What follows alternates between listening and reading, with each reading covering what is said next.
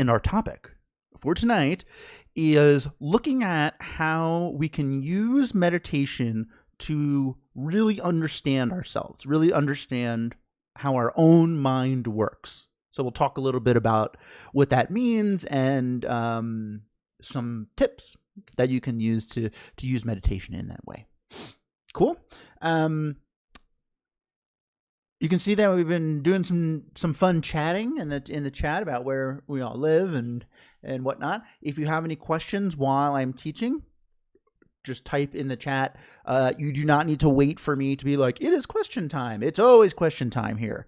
So you can ask me a question at any moment. I will stop what I'm doing and answer to the best of my ability. If you do not feel comfortable doing that, or you think of something after the class is over, I will give everyone my email. You can email me any questions that come up as you're meditating on your own. All right. So we're going to get started by looking at meditation, I guess 101. Right? So what is it? Now, I mentioned before, we often think of meditation as sitting down with our eyes closed, breathing. This is kind of the image that we have when we say the word meditation. And I'm breaking up. Oh, hopefully it's I don't know. Maybe it's my internet. Hopefully it gets a little better. Sometimes it can be a little spotty out here in the mountains. I'll do my best not to move around. Sometimes that helps. So when we think about the word meditation, often we think of breathing meditation, right? Sitting down, eyes closed, relaxing. The word relaxation comes up almost instantaneously when we think about meditation. It's a really interesting pairing, right? Being present in the moment. Yeah, these are all great aspects of meditation. But like relaxation and de-stressing is like, I don't know, it's like what we think about, right? And for good reason. Meditation is wonderful at teaching you how to relax a little bit in the moment, right? I'll call this pacifying your mind. But meditation goes way beyond just pacifying your mind. It is actually, meditation, I'll give you a definition, it is a method of training your mind to become familiar with something. Strange. Right? We don't often think about familiarizing our mind with something. It happens all the time, but we don't really think about it. So if we think of an example of kind of physically becoming familiar with an activity, we can see how important this is in our life. So think about tying your shoe. When you were a child, very difficult task. Nearly impossible. Here are 2 strings. Make a pretty bow out of this. What? But we practiced a little bit, right? We became familiar with the mechanics of tying our shoe, both mental and physical. And what happens? Look at us now. We can tie our shoes with our eyes closed. Yeah. So the mechanics of tying your shoe didn't change between you being a child and you being however old you are now. The only thing that changed is how attuned you are to that activity, how familiar you are with that activity. And the result of becoming familiar with something is it starts to become more natural to you. It's like it comes like second nature. Right? You have to put in less effort to do it. Right? Same with driving, same with walking, everything that we've learned, right? The more we do it, the easier it is to kind of get into that flow. Our mind, mental states, happiness, even things that we don't like, anxiety and anger, these are all the same. They follow the same principles, right? The more familiar we are with something, the more regularly it shows up. So now, for something that we don't really want, like anger, we can kind of look at and see, yeah, this is true, right? We don't have to try to get angry. Somebody says something to us, boom, we're angry. We don't have to be like, hey, hold on, I'm going to get angry for a sec. No, we're really familiar with getting annoyed. And so our mind knows what to do, right? Something like patience, that takes effort. We have to try, right? Sometimes we have to actually pause. Like, hold on, I got to try to be patient here. This is not because our mind isn't capable of being more patient than it is, getting frustrated. It is that we're just not as used to practicing it. Our mind isn't as familiar with patience as it is frustration. So this is the beauty of meditation. It's what meditation has to offer. We are starting to make choices. What do you want your mind to be familiar with? Take relaxation, right? Which is, again, one of the most common entry points into meditation. Meditation isn't really relaxing you, right? It's teaching you to kind of tap into your relaxed self. You have a version of you that is very relaxed, that is very calm and thinking objectively about problems. Hey Morgan, thanks for the subscription. I appreciate that. That is in you, right? Meditation isn't creating that; it's there. Meditation is just teaching you to become so intimately familiar with relaxed you that what happens?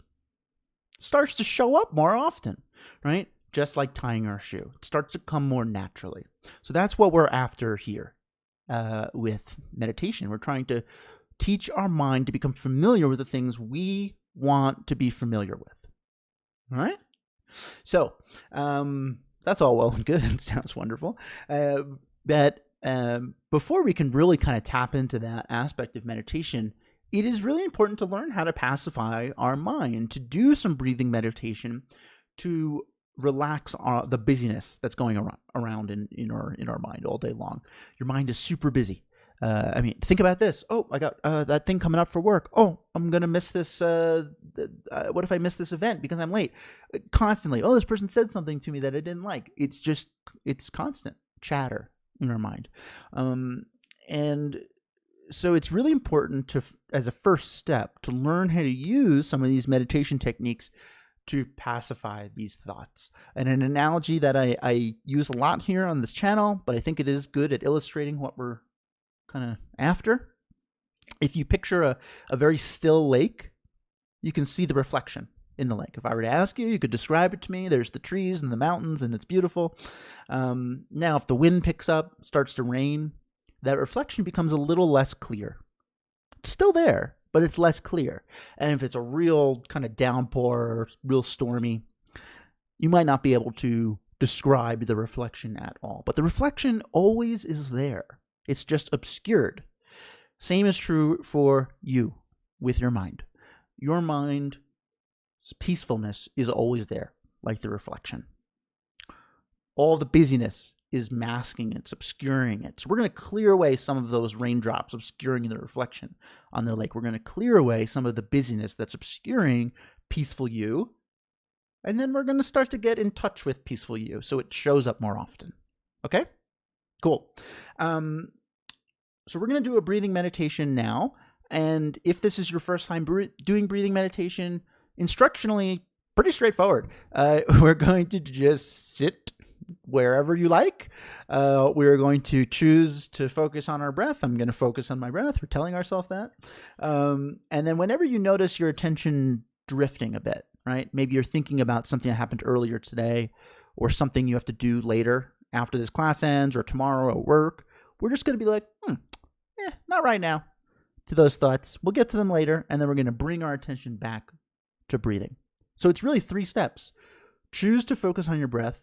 Notice when your attention drifts. Bring your attention back. That's it. We are training our mind to focus on what we want to focus on, not what it wants to focus on. All right? Cool. So we're going to do that now. And first things first, get comfy. Now, I know when you think about a meditator or whatever, they're sitting cross-legged on the floor. It's usually a very uncomfortable looking position, right? It's not necessary for you to be in that position. You can sit in a chair. If you want to sit on a cushion on the floor, go for it. You want to lay down on the couch, you had a long day, cool. Lay down in bed, doesn't matter. Just get comfy. It really does not matter what your seating arrangement is, okay? And you can go ahead and close your eyes. And I'm going to guide us through about a 5-minute breathing meditation, just to get everybody familiar with how we go about meditating. Okay.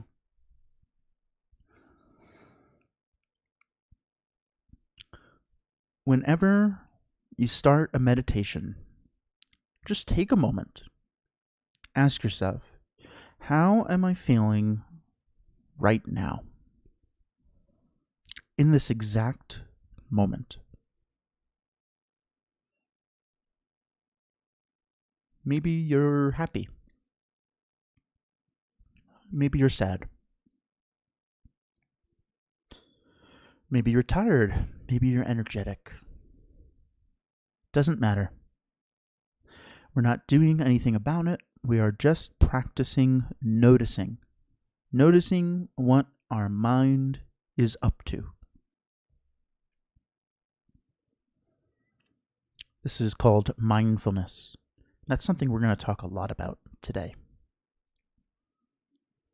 So just take a moment, check in.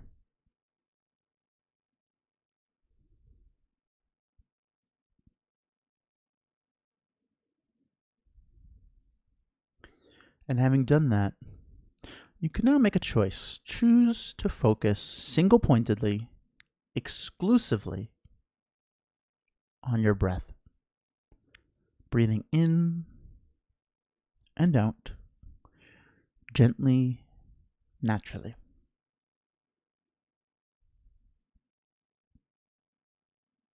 You do not need to take big, deep breaths. You do not need to forcefully exhale. Just breathe as you normally would, very naturally, in and out. And allow yourself to relax a little bit into your chair or cushion.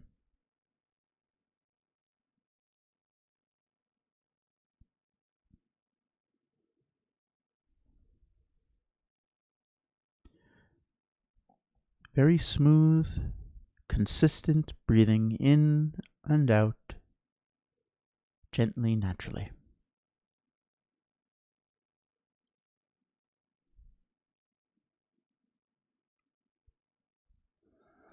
At some point, you may notice your attention drifts. Maybe you're thinking about something that happened earlier today. Maybe you're thinking about something you have to do later, after this class ends. Whenever you notice that this has happened, we can just gently say, not right now, to those thoughts. We will get to them later. And then purposefully, intentionally guide your focus back to breathing in and out. Gently, naturally.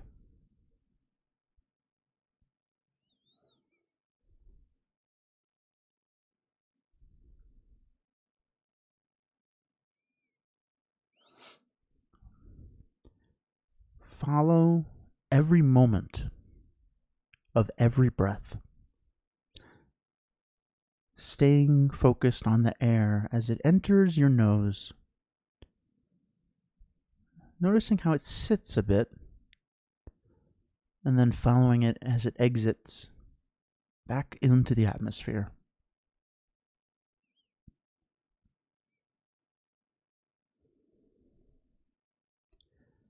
A moment-to-moment interest in breathing in and out, gently, naturally, as you begin to relax a little bit more into your chair or cushion.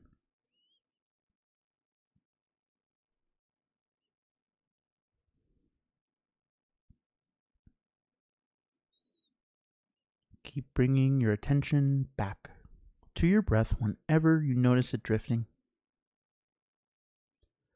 This process of choosing to focus single-pointedly on your breath, noticing when your attention drifts, bringing your attention back. That's meditation. You are meditating right now. You are training your mind to relax, to be calm, to get in touch with peaceful you. Best of all, you are training your mind to focus on what you want to focus on. How wonderful.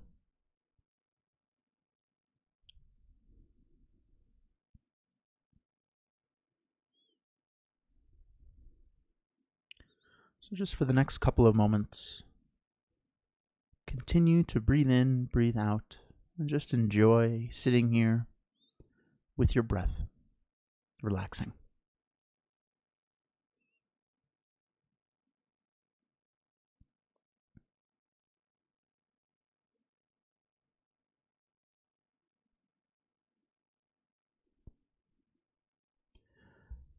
Okay, when you're ready, you can open your eyes.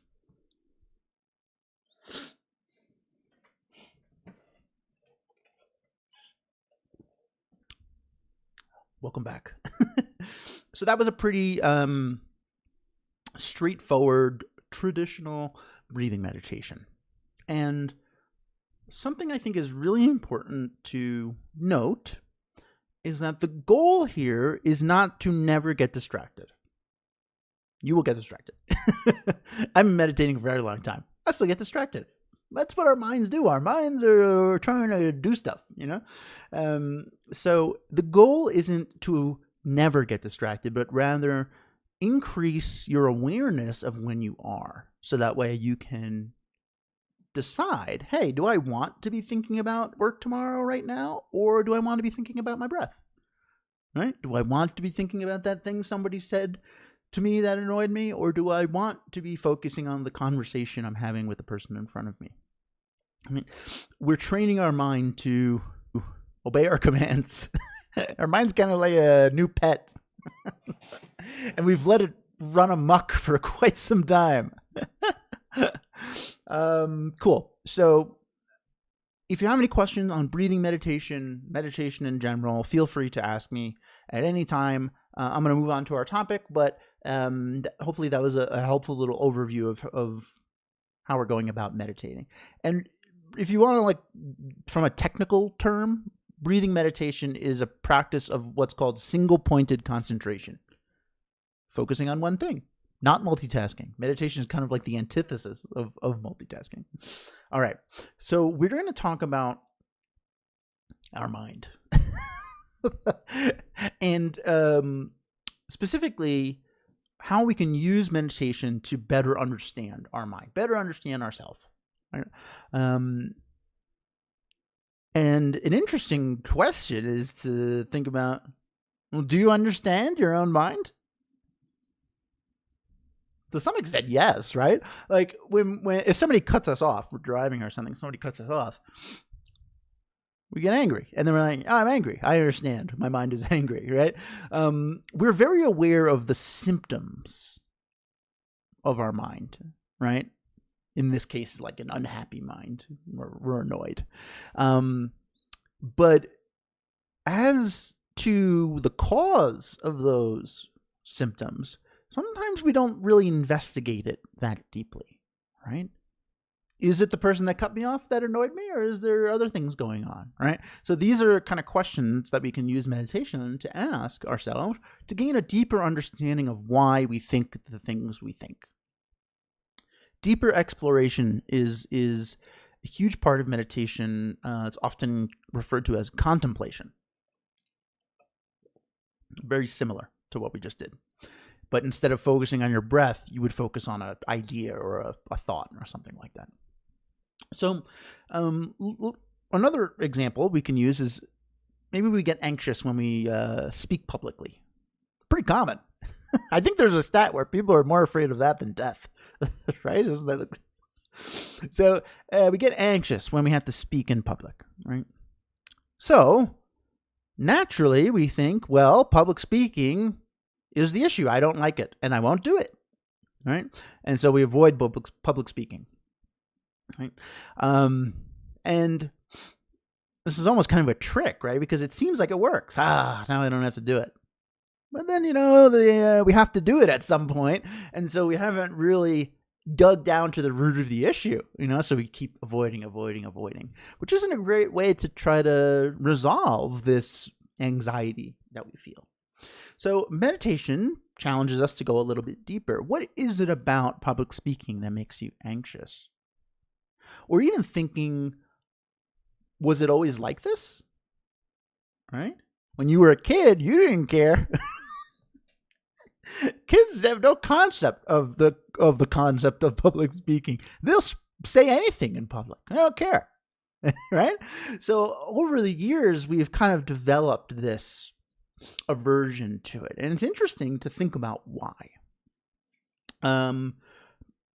We often do this with relationships. Person A said this to me, and so I got angry. And so person A must be the problem. Right? We understand that these thoughts have developed, but we generally don't really understand why they developed. Right? We think we know, but there's a little more complexity to it than just this person said something and I don't like them and they're the problem. Right? So understanding your mind is crucial for all things that we do, not just with meditation, but just our life in general. And this concept of recognition is really the first goal of what we want to accomplish using meditation.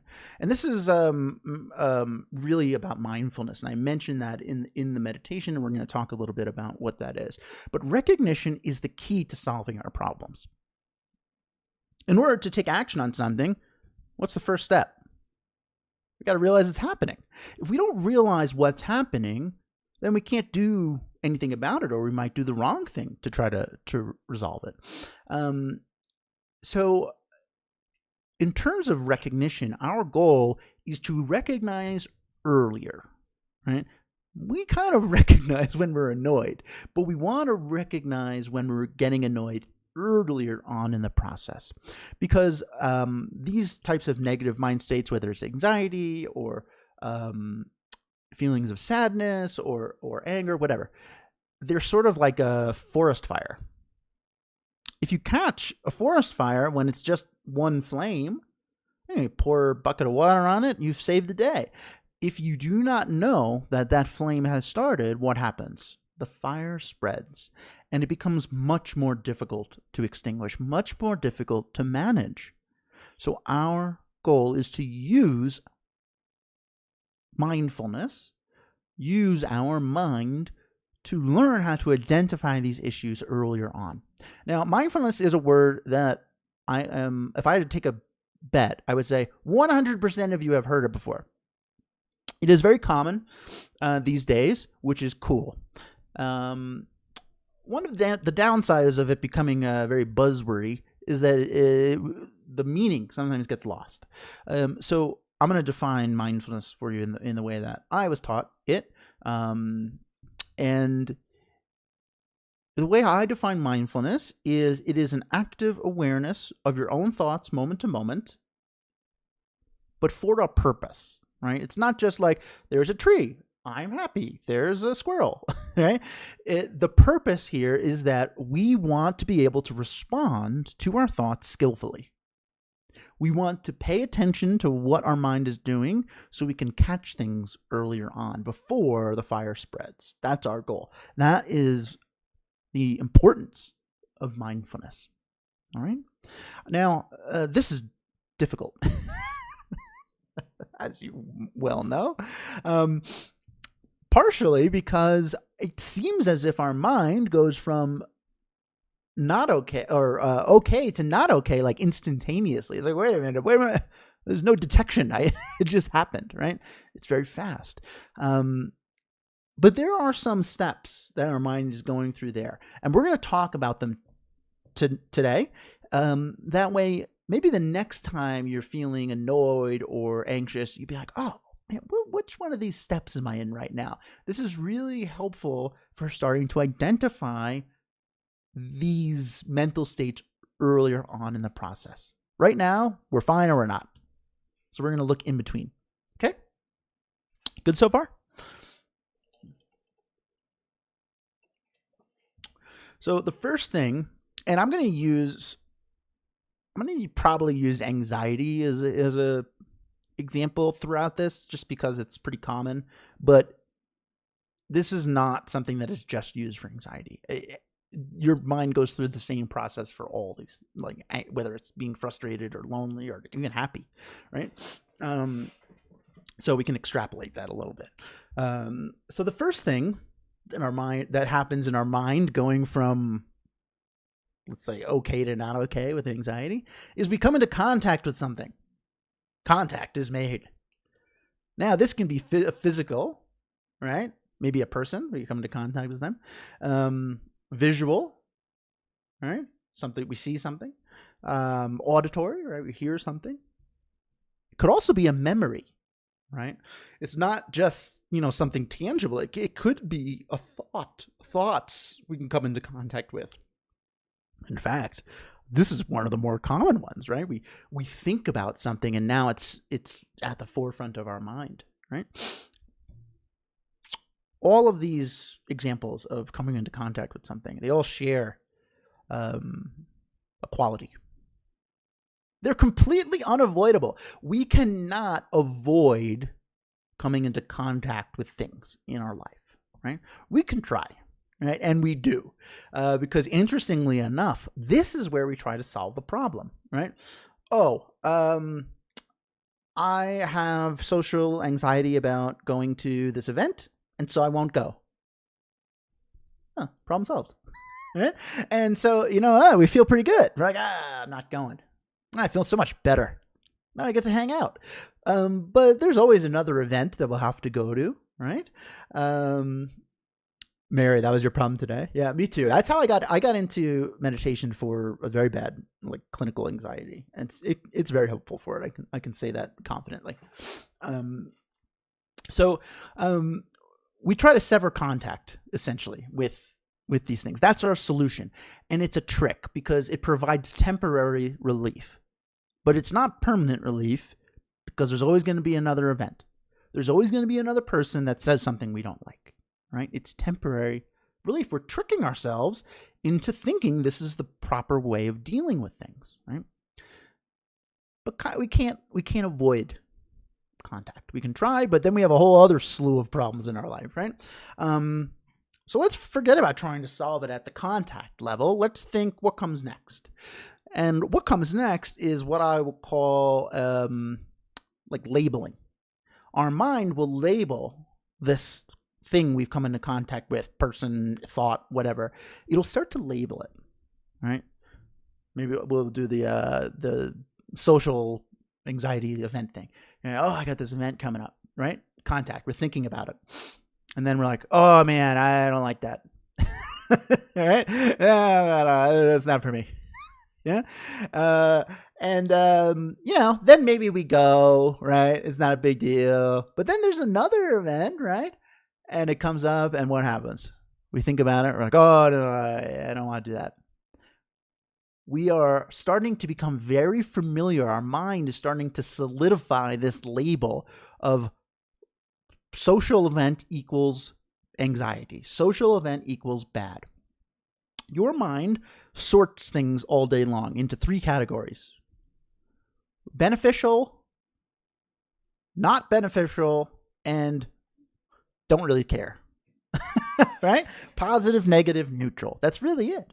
And so the more times we make these connections, the more solid they become.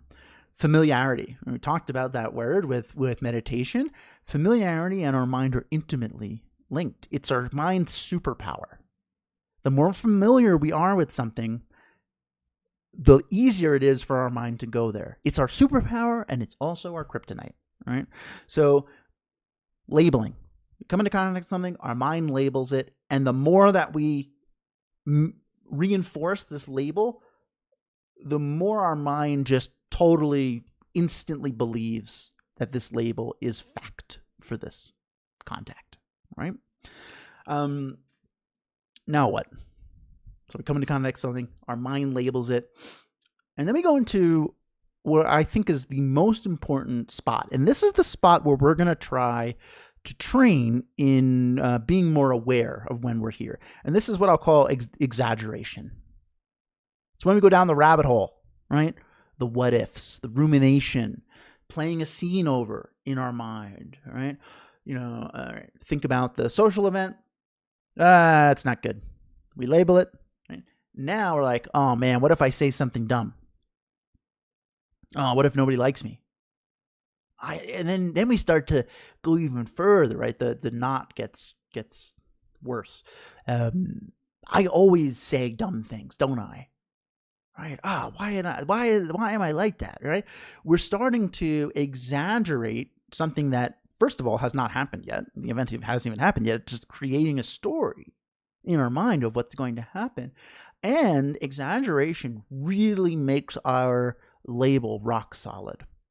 And you can even see we've gone from this event is something I don't want to go to this event is something I don't want to go to, and I always screw up all the time. Right? Like we're making a huge leap there for, again, something that hasn't happened. Right? This step is where I would suggest trying to work on noticing if you're here. Because contact, not a great spot to try to resolve issues. The labeling, our mind is just too damn fast. It's hard to pick up when our mind is starting to label things. But the exaggeration stuff, we know when we're going down the rabbit hole, right? We can sense it. Whether or not we do something about it, that's kind of up to us, and that's part of the training. But this is a really good spot for us to start. And then after we kind of exaggerate for a while, this is where we get really anxious or upset. We start to wish away. We feel helpless. Like, I just wish I didn't have to go to this event. Why do I always have to go to these things? We're like almost, it's a feeling of helplessness, really, wishing away, right? This is, we kind of go into full panic mode or get really upset. So we want to focus on the exaggeration phase. And the goal here is not even really to resolve the issue, but just practice noticing, right?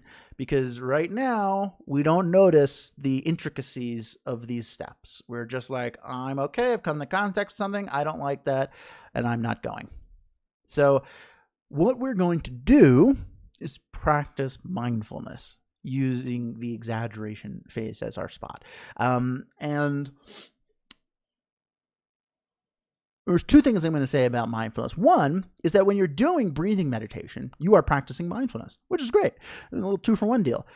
Because mindfulness is what? An active awareness of our thoughts moment to moment for the purpose of being able to respond skillfully. When we're doing breathing meditation, what are we doing? Gilbert, thank you for the subscription. I appreciate that. When we're doing breathing meditation, we are sitting, focusing on our breath, and we're paying attention to when our mind drifts, right? What's that? Mindfulness, right? So we're practicing mindfulness, an active awareness of what our mind is doing so that we can respond. Hey, not right now to those thoughts. I want to focus on my breath. Meditation and mindfulness are very intimately linked, right? Not really the same thing, but intimately linked. But let's be honest here. We're not going to be meditating for the vast majority of our day. I'm a meditation teacher, and I don't meditate for the vast majority of my day. So it's good to think about how can we practice mindfulness while we're not meditating. And the number one suggestion that I like to give is we're going to set something called a mindfulness alarm. Now, maybe we all have these amazing phones that have built-in alarms. You can literally set an alarm on your phone. Some people do not like alarms, and that's fine. Maybe a post-it note on your work computer or whatnot, or on the refrigerator when you get breakfast in the morning. So some sort of reminder, an auditory or visual reminder that, hey, take a moment and just check in like we did in the beginning of the meditation. What's your mind up to? And we're not solving it. We're not solving anything. We're just practicing getting used to checking in.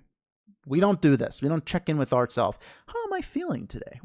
You just never do that. We just go through our day, and then we're like, it was a crappy day, So we have to kind of force it a little bit. We have to force our mind to normalize checking in, right? So the alarm is great. Breathing meditation is great. These are the two things I would try to work on for practicing mindfulness and in practicing noticing when we might be starting to enter the exaggeration phase of anxiety or anger or something like that.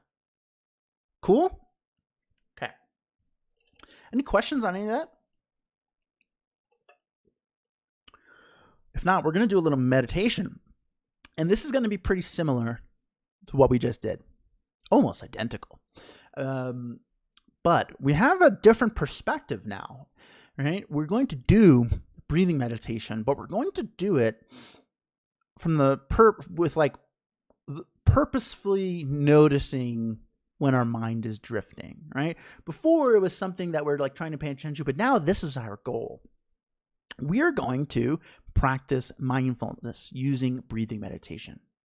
And a good way of thinking about meditating in this way is imagine you're like on a bench at a park, right? It's a nice fall day, sitting on the bench, nobody around, you're just kind of enjoying the breeze, right? And a little leaf falls down from the tree above you. And it falls right in front of your face. And you're like, oh.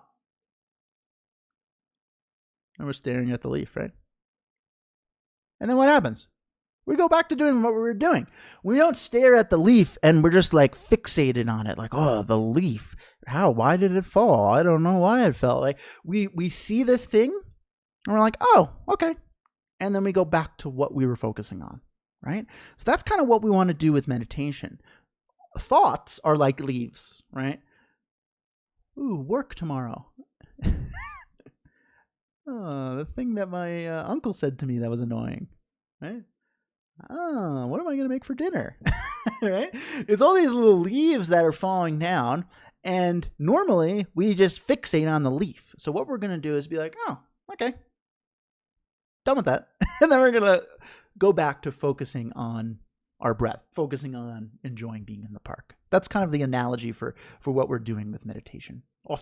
Sometimes people use clouds, right? We're staring at the sky, clouds are moving by. Same thing. Okay, cool. So let's do it. I'm going to guide us through this breathing meditation with an extra emphasis on mindfulness and noticing when our mind is getting a little distracted. Okay, cool. Go ahead and get comfy again. If you didn't like your previous seating arrangement, go ahead and change it. Go ahead and close your eyes. And let's just take a moment to check in once again. How are you feeling now? We're not comparing it to before. That's done. Just now, how are you feeling in this exact moment?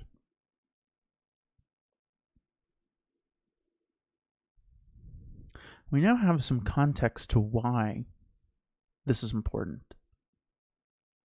We are practicing normalizing mindfulness. We're practicing checking in with ourselves to notice what our mind is up to so we can respond skillfully.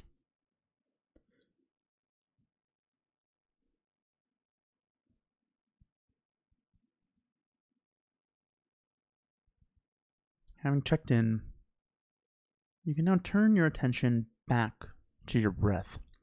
Only this time, we're going to keep an extra eye open for when we get distracted. Any thoughts that come, like little leaves falling from a tree above us, when we notice them, we can acknowledge them and then just let them fall to the ground. As simple as that. So focus on your breath, breathing in and out, gently, naturally.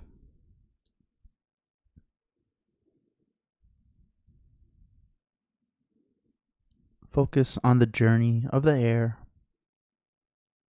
as it enters your nose and exits.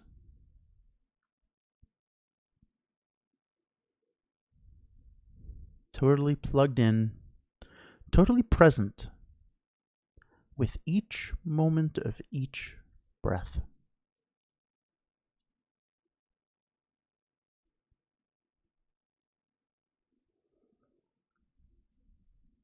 Breathing in and out, gently, naturally.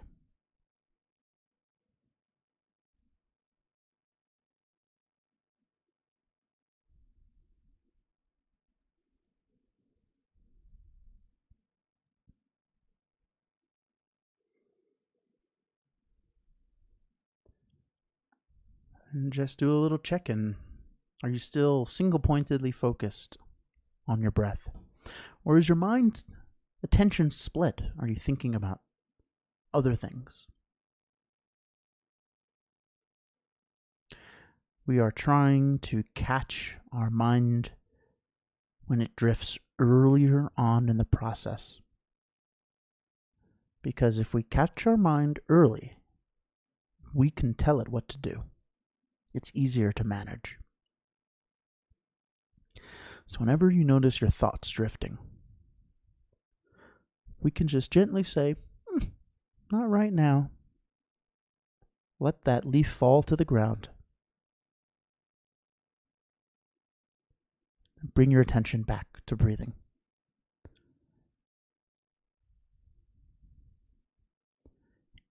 In and out, gently, naturally.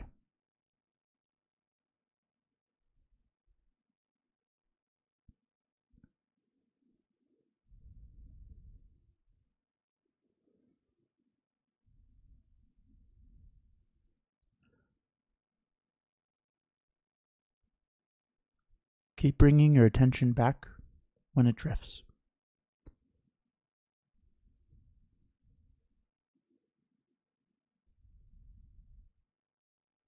Back to focusing on each moment of your breath. This moment. This moment. This moment.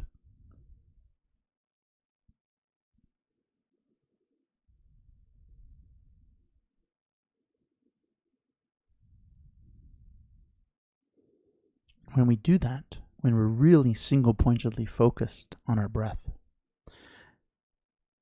something very cool happens. We start to notice some things about breathing that we hadn't noticed before, some subtleties. For instance, maybe you notice how the air feels cool temperature-wise when you breathe in.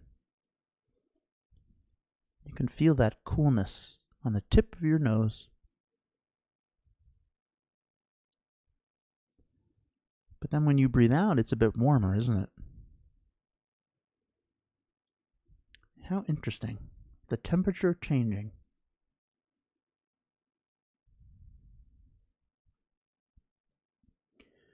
Maybe you start to notice your body moving as you breathe, your shoulders rising as you breathe in, and falling as you breathe out.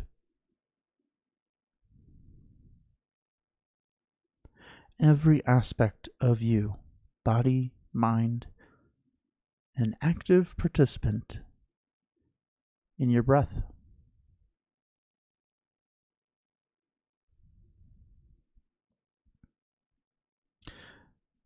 Meditating on something, focusing on something single-pointedly reveals some subtle joys about that activity. Right now, you're learning to enjoy breathing. How wonderful to be able to enjoy something as simple and accessible as your breath.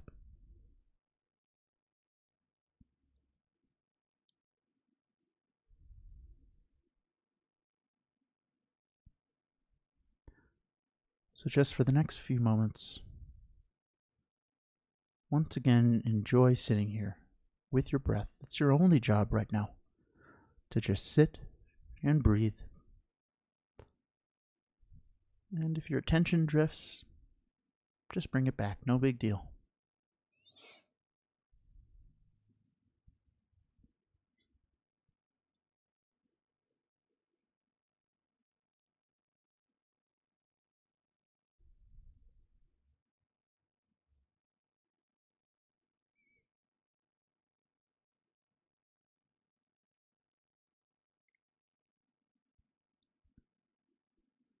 Okay, when you're ready, you can open your eyes.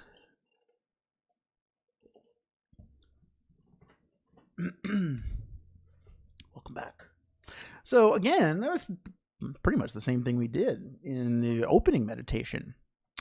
But we're doing it with a different perspective, right? Now we know why we're paying attention to when our mind drifts, right? So we're getting more value out of this. We are actively practicing mindfulness in addition to practicing meditation with the same activity, right? Really good.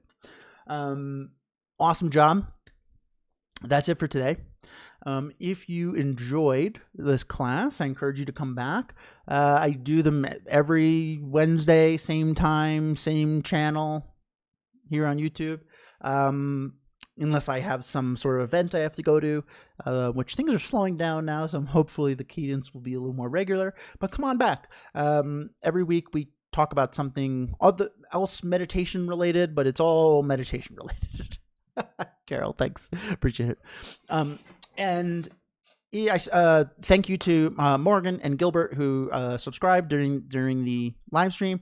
Really appreciate that. If you haven't subscribed and you would like to, I encourage you to. It means a lot to me. It helps people notice that this is something that's interesting, and also it's helpful to you too. You get notifications when I'm going live. All my previous classes are on my YouTube channel. So if you're like, you know what, I would like to really dive into anxiety, let me go see what Keith has done on that. Boop, boop, boop, boop, boop, boop. And you can watch that video. So anyone who chooses to subscribe, thank you very much in advance. And if you're like, hey, this was really cool, I would like to see where meditation can take me, I'm in. I teach one-on-one classes. That's kind of my main core business thing.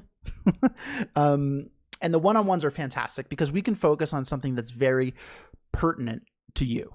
Maybe you already know about mindfulness. I don't know. And so you want to focus on anxiety or something like that, or getting frustrated with people at work. We can focus on that in the one-on-ones. They are very casual. I do them over Zoom. I'm very laid back.